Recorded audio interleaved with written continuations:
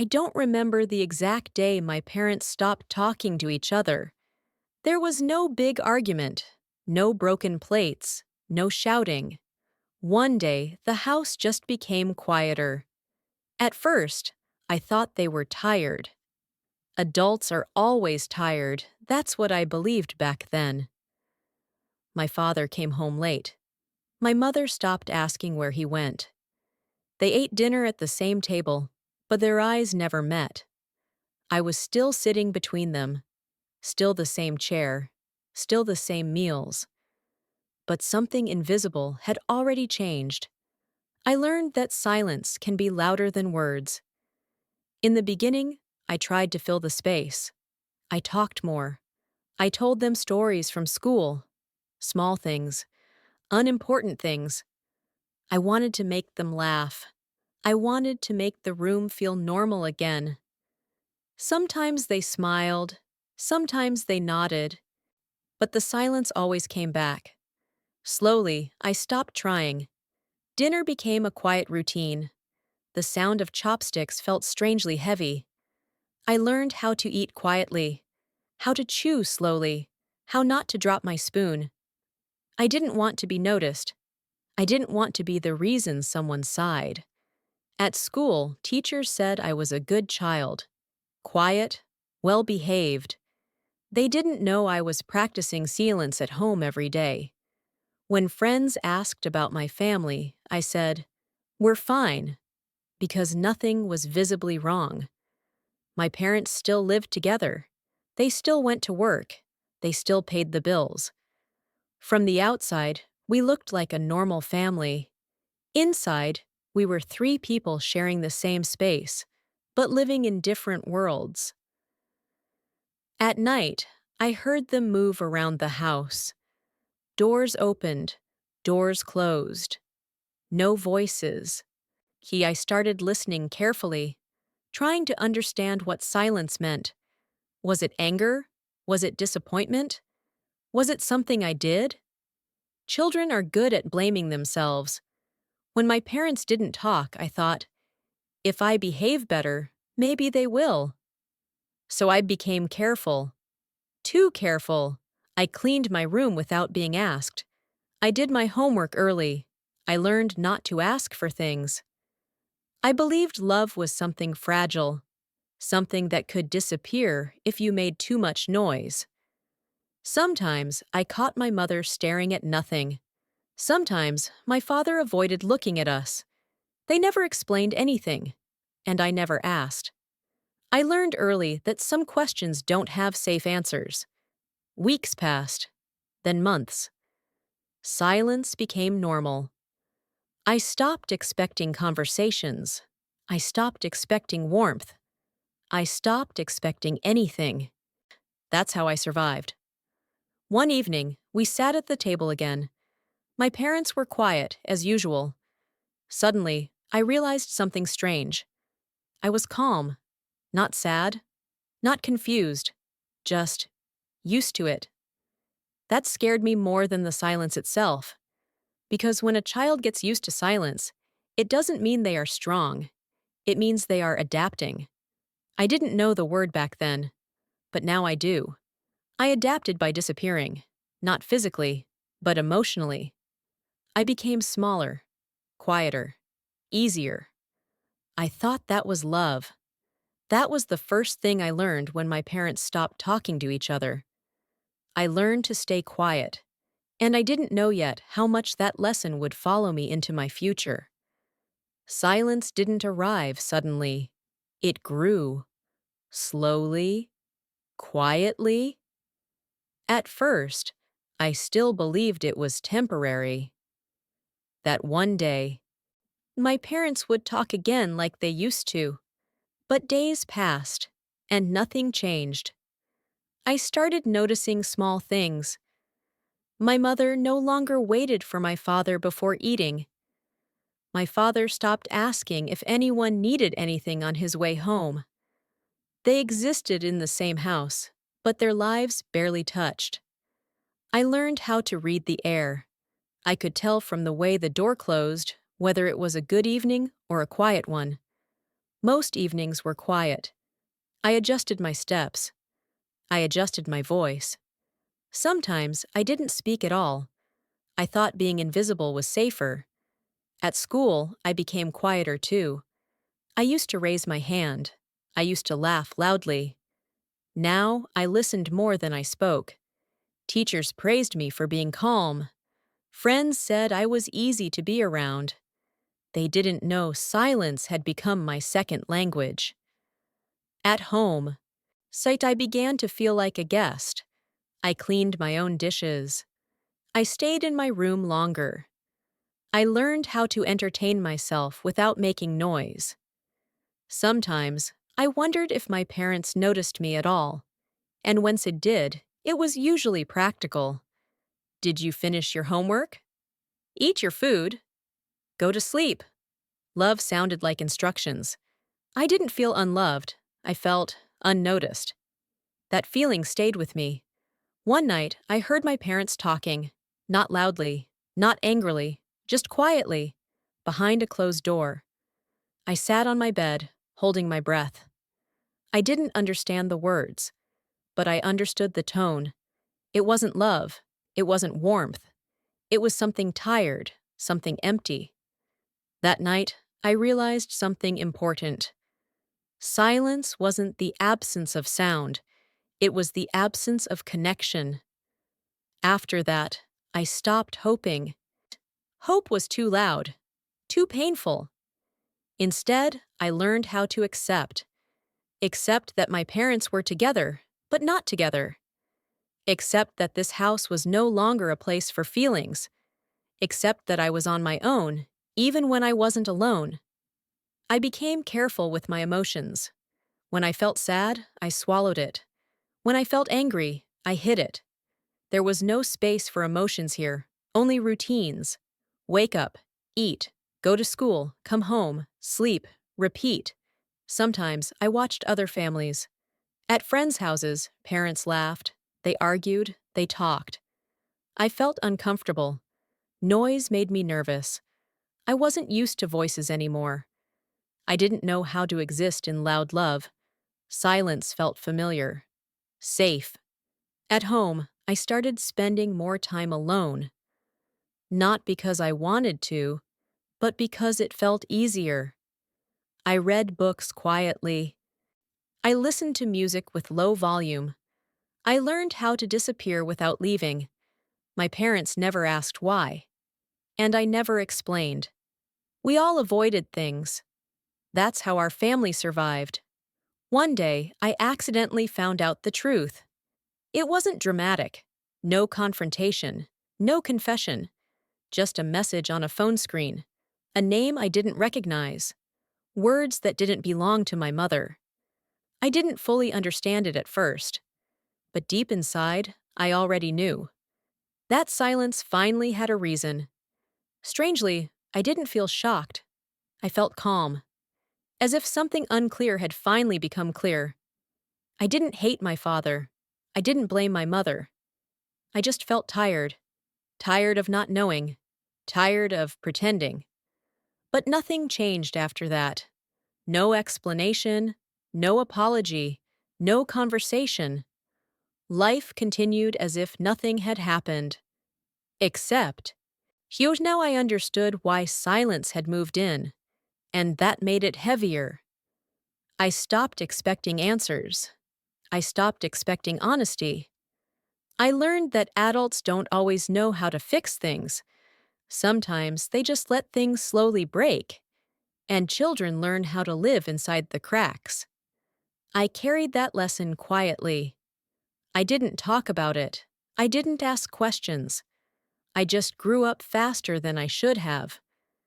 I learned how to take care of myself emotionally because no one else did. I learned how to listen because no one talked. I learned how to stay quiet because silence was the only thing that kept the peace. I didn't know yet that this way of living would follow me for years.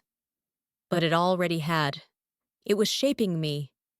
Slowly, silently, just like my parents' marriage had ended.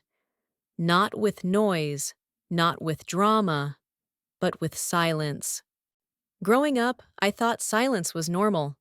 I thought every family eventually stopped talking. I thought love naturally became quiet. So when I became a teenager, I didn't rebel. I didn't scream. I didn't slam doors. I did the opposite. I stayed quiet. I became the child adults never worried about. I didn't cause trouble. I didn't ask for attention. I didn't complain. People said I was mature for my age. They didn't know I learned maturity from emotional neglect. At home, my parents spoke only when necessary.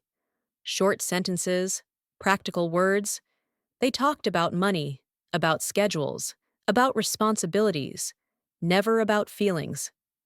So I learned that feelings were not important. I stopped trying to understand my own. When I felt lonely, I told myself it was normal. When I felt sad, I told myself it wasn't serious. I learned how to minimize my pain. That skill stayed with me. At school, I became a good listener. Friends liked talking to me. They said I was understanding. I never told them much about myself. I didn't know how. I was afraid that if I spoke too much, people would leave. Just like my parents emotionally left our family without ever walking out. I carried that fear quietly. As I grew older, I started dating. My first relationships were confusing. I cared deeply, but I didn't know how to express it. When something bothered me, I stayed silent. When something hurt me, I smiled. I believed love meant endurance. If you loved someone, you tolerated discomfort. You stayed quiet to keep things peaceful. That was the model I learned. Sometimes my partners asked, "What are you thinking?" And I honestly didn't know. I had spent years disconnecting from my thoughts. Silence wasn't just something around me, it was something inside me. I avoided conflict at all costs. Even healthy conversations made my chest feel tight. Raised voices made my heart race. I associated noise with danger. Quiet felt safer, even when it hurt. I became good at leaving emotionally before anyone could leave me. If I sensed distance, I pulled away first. I told myself I was independent, but deep down, I was afraid. Afraid of attachment, afraid of disappointment, afraid of becoming like my parents. Sometimes I looked at them. They still lived separate lives under the same roof. They functioned. They survived. But there was no warmth. I wondered if this was what adulthood meant. If love always faded into silence. If people eventually stopped choosing each other. That thought followed me everywhere. It shaped how I loved, how I trusted, how I communicated. I became someone who listened more than spoke, who felt deeply but expressed little. People said I was calm. They didn't see how much I held inside. One day, someone told me, "You don't have to be so quiet." It shocked me. I didn't realize how quiet I had become. Silence had become my identity. That moment forced me to look back, not with anger, not with blame, but with honesty. I saw the child who learned to stay small, the teenager who learned to stay silent, the adult who learned to stay guarded, all because my parents stopped talking to each other. They never meant to teach me this. They were lost, too. They didn't know how to fix their marriage. They didn't know how to communicate. They didn't know how to leave properly. So they stayed, and stayed silent. I don't blame them, but I carry the consequences. I am still learning how to speak, how to express needs, how to stay present during discomfort, how not to disappear. Some days, silence still feels tempting. It feels familiar, comforting. But I am slowly learning that silence is not the same as peace. And quiet love is not always safe love. I am learning new things now. That it's okay to take space, but not to vanish. That it's okay to be calm, but not to suppress. That it's okay to be gentle, but not to erase yourself. This lesson came late, but it came. And I know now, the quiet child I once was didn't choose this path. They adapted, they survived, and now they are learning how to speak, slowly, carefully, in a voice they are still getting used to hearing. As I grew older, I started seeing my parents differently, not as heroes, not as villains, just as two people who didn't know how to love each other anymore. When I was younger, I thought adults always had answers. Now I know, most of them are just guessing. My parents didn't wake up one day and decide to hurt each other. They just stopped knowing how to reach one another. I remember watching my mother move around the house quietly. She cooked, she cleaned, she took care of everything, but something inside her was already tired. Her silence was not empty, it was heavy. She carried disappointment without words. My father was different. He avoided staying home, he stayed out longer, he spoke less. Not because he didn't care, but because he didn't know what to say anymore. I used to think one of them had to be wrong. Now I understand they were both lost. They stayed together because leaving felt scary. They stayed silent because talking felt impossible. No one taught them how to communicate pain. No one taught them how to end things with kindness. So they chose the only option they knew. They endured. And in that endurance, something slowly died. I don't remember them holding hands. I don't remember them laughing together. But I remember the tension, the kind that doesn't explode, but suffocates. I used to wish they would just fight. At least fighting meant they still cared. Silence meant distance, and distance hurt more. As a child, I thought love disappearing quietly was normal. As an adult, I realized how damaging that was. All because when love disappears without explanation, children create their own stories. And most of those stories blame themselves. I blamed myself for years. If I had been better, if I had been quieter, if I had been easier, maybe things would have stayed together. Now I know that wasn't my responsibility. My parents' marriage was never my burden to carry. They were adults with their own wounds, wounds they never learned how to heal. Sometimes I sit with my mother now. We don't talk about the past much, but I see things I couldn't see before. I see her strength. I see her loneliness. I see how much she swallowed to keep things together. And sometimes I see regret. Not about the divorce, but about the silence. With my father, it's quieter. He avoids deep conversations. He talks about work, about practical things. But occasionally, his eyes soften, as if he wants to say something but doesn't know how. I don't push. I understand now how hard words can be for people who never learned them. I don't hate them. Hate requires energy. And I'm tired of carrying what isn't mine. What I feel instead is sadness. Not the dramatic kind, the quiet kind.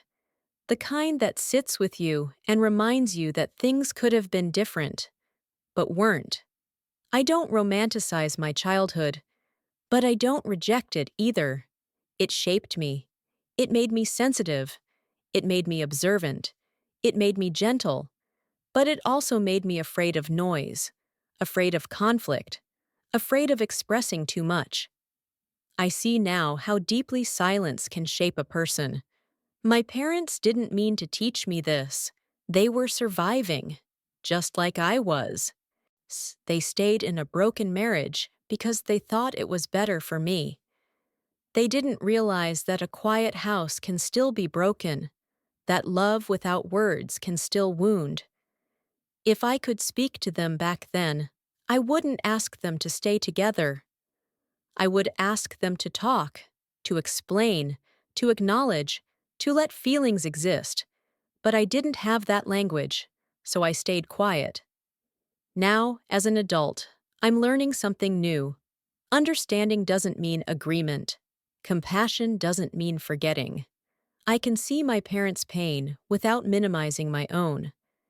I can forgive without pretending it didn't affect me. I am learning to hold two truths at the same time. They did the best they could, and it still hurt me. Both can be true. This realization changed how I see myself. I am not broken. I am not cold. I am not incapable of love. I was trained in silence, and unlearning silence takes time. Some days I still catch myself withholding words. Some days I still feel safer not saying anything. But now I notice it, and that matters, because awareness is the first step out of silence. I don't need my parents to apologize in words. I have already given myself the understanding I needed. I see them now as humans, flawed, limited, trying. And I see myself too, the child who adapted, the teenager who endured, the adult who is relearning how to speak. This is not a story about blame. It's a story about quiet damage and quiet healing. I am still learning how to be present in my own voice, but at least now I know where my silence came from. And that knowledge is slowly changing everything. These days, I talk more. Not loudly, not perfectly. But honestly, it didn't happen overnight. For a long time, even after I understood everything, I still stayed quiet. Habits learned in childhood don't disappear easily. Silence had protected me once, so part of me was afraid to let it go.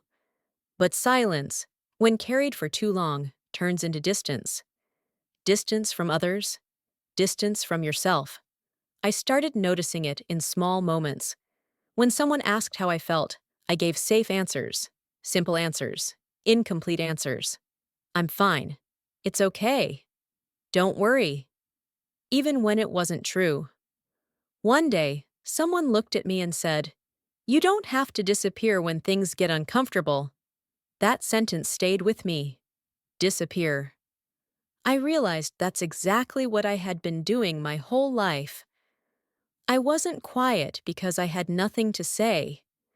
I was quiet because I learned that silence kept things from falling apart.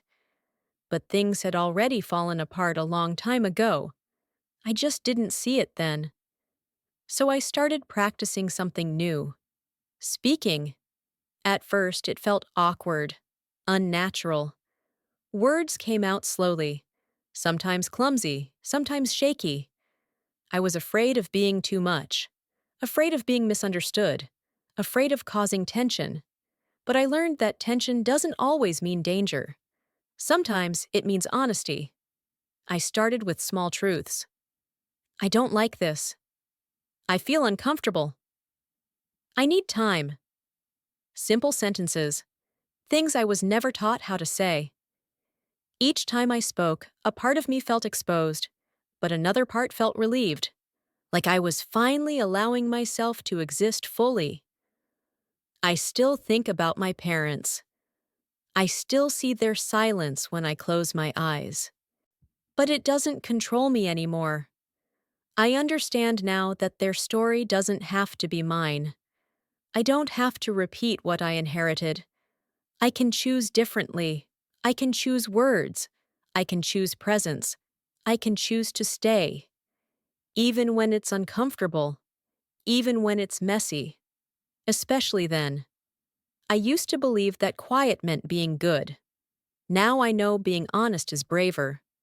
I am not angry at the child I was. That child did exactly what they needed to survive. They stayed quiet because no one showed them another way. I thank that child. And I gently tell them, you don't have to do that anymore. Sometimes I still catch myself retreating. Silence still calls to me when things get hard. But now I pause. I breathe. And I choose to speak, even if my voice shakes. Because I know what happens when words disappear. So I lived it. A house can stay standing while love slowly leaves. A family can stay together while everyone feels alone. A child can grow up feeling responsible for peace that was never theirs to keep. If you're listening to this and it feels familiar, I want you to know something. You're not weak for staying quiet. You adapted. You survived. But you're allowed to learn a new way now. You're allowed to take space. You're allowed to have a voice. You're allowed to be heard. Silence was once your shelter. But it doesn't have to be your home. When my parents stopped talking to each other, I learned to stay quiet. It took me many years to learn how to speak, and I'm still learning. Slowly, gently, one honest sentence at a time. If this story resonated with you, please like the video and subscribe to the channel. It helps me continue sharing stories that speak softly, but stay with you for a long time. Thank you for listening.